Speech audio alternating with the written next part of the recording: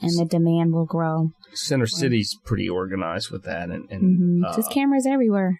There are. They're everywhere. I really think one of the solutions to, not a solution, but one of the potential fixes for crime is to put cameras on every vehicle. You know what? I was just thinking that's probably going to be next. Cameras in vehicles. On each of the mirrors, on the front and on the back. See, I was thinking the same thing. Not on everything. No, I mean, everything is recording. Everything the car is recording 24 hours a day. Yeah, I mean, the cars are already recording your location because it has the built-in GPS, so they know where you are. Well, that and you got things like OnStar that, hey, my vehicle's stolen, and then, hey, OnStar, can you do something about it? And they're like, bippity-boppity, and your cameras being inside of the vehicle, where I don't know about inside. No, if the cameras are hidden or embedded. Well, they somewhere. have that owl cam. Have you seen that? No, I haven't. Because I thought with your car that you might have restless nights thinking that ninjas are stealing your car or something because it's very nice. Well, that's why I thought about having cameras, because when your car is sitting and you have cameras rolling in your car, you're going to capture everything. There's Owl Cam, which is a dash cam. It's a motion detector cam. It's an alarm. It records video if somebody comes near your car. It sends it to you on the phone, and I meant to. Oh, okay. How much is that? That is for a couple $100 for cars. Yeah, Owl Cam. Owl Cam. I have to. Does it have to be installed? Do you hardwire it so it comes on with your vehicle? No, you can hardwire it. You plug it in, and it just detects when the ignition is on. But you can run those cameras overnight; they won't drain the battery. Oh, okay. So where would you prop it at? Right below the mirror. Below the mirror. It's got a camera aimed backwards, aimed forwards. They've got testimony. You see somebody window shattering. You see a face of the person. Person got a text. Put the face out right on social media. For the next couple of years, probably that's going to be a feature in cars. Oh yeah. Because it needs to be. Well, if you had that, if you had each car had 4 cameras on it that were recording, and you had to have a court order to get them information off of the black box or whatever.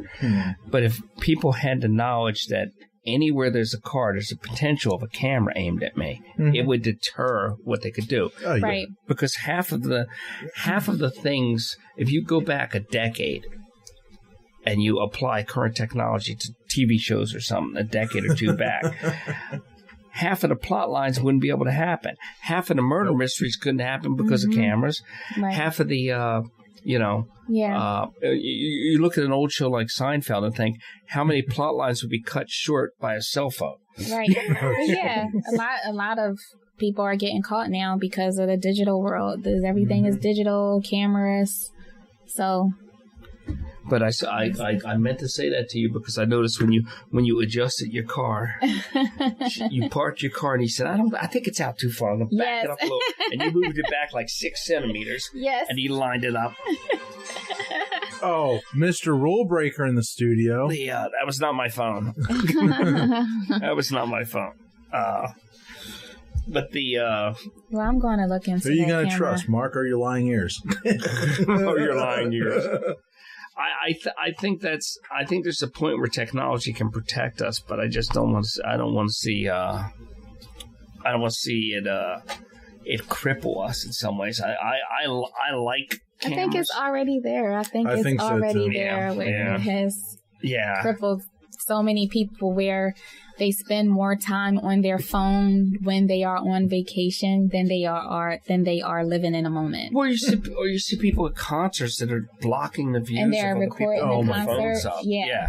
That's it's definitely a good reason not to go to concerts. And they're not living in the moment. They're people have lost the ability to live in the now. Just live. Yeah, just live now. And not every day complain about yesterday or worry about tomorrow. And not they're journaling their whole life and experiences through their phone. And their phone is just they're walking and talking photo album.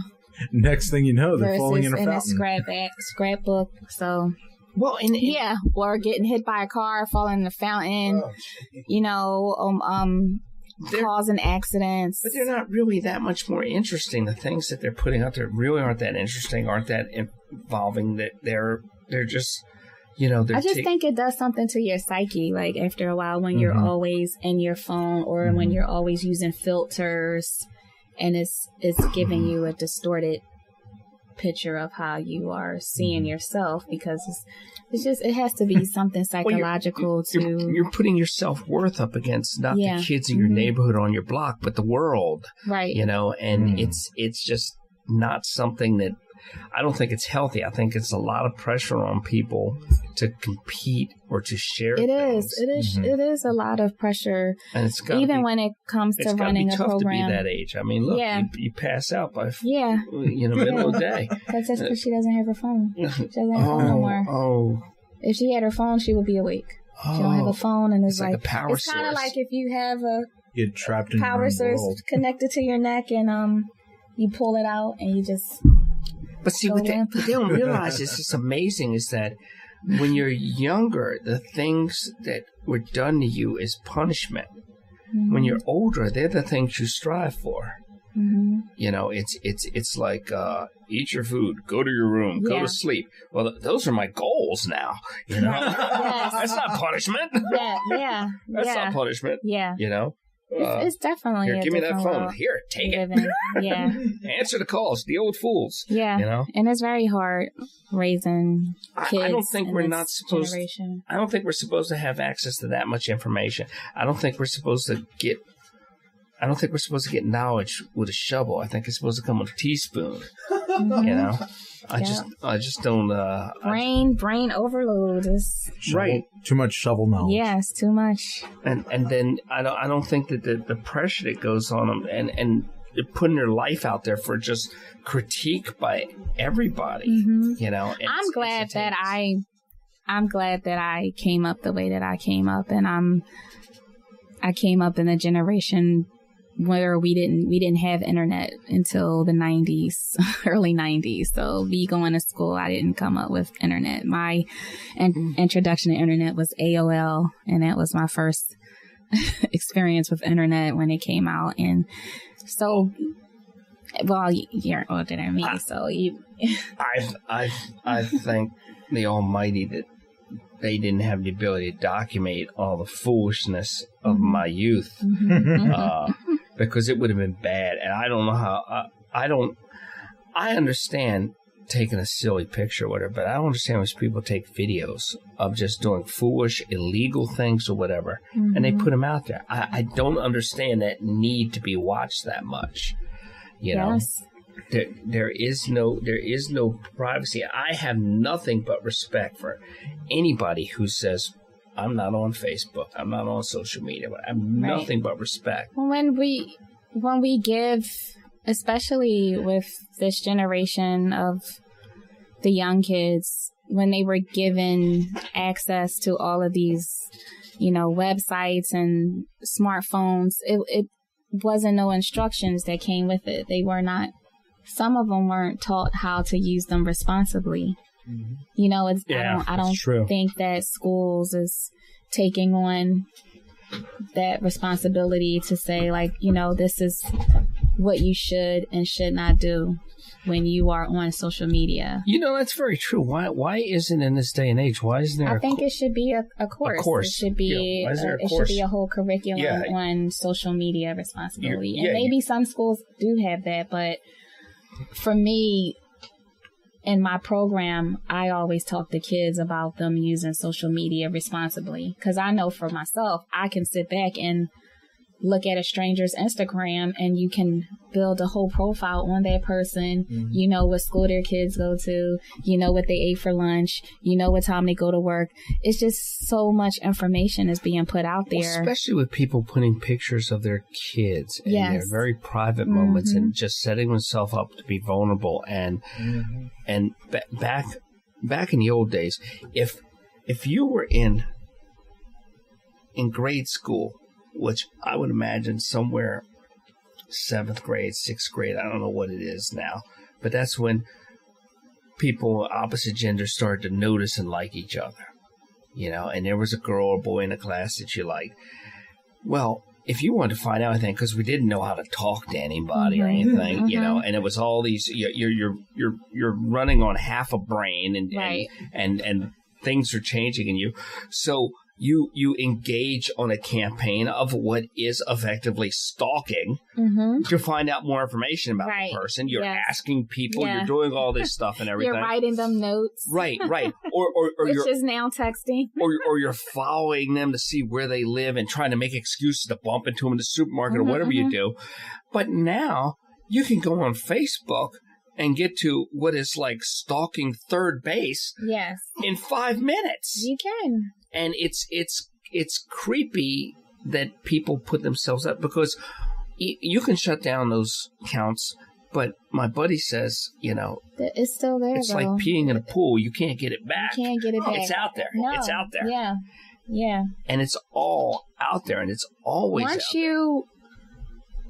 Once you upload anything, whether if you write a blog or even for myself, you can't take it back. You can't delete the image off the internet. Right. It's stuck on there. Right. You know, so that's why you have to think about not only how you carry yourself in person, but how you carry yourself, your social presence, your social presence. Like, how do you carry yourself when you're on Facebook or when you're on LinkedIn?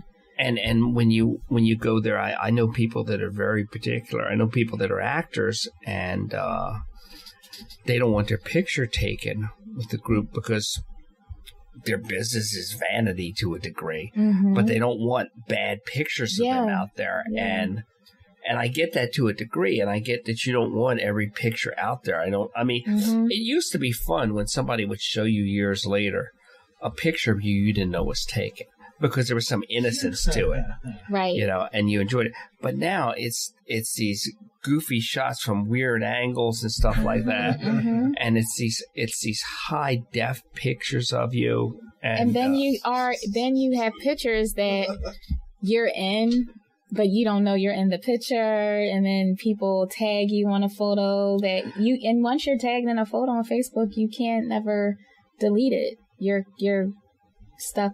Yeah, you can block it on your timeline, but you can't block it elsewhere. Yeah, and you know, I've got these idiot friends that will tag things. You know, they'll tag like a hippo going to the bathroom, and then tag a bunch of guys on there.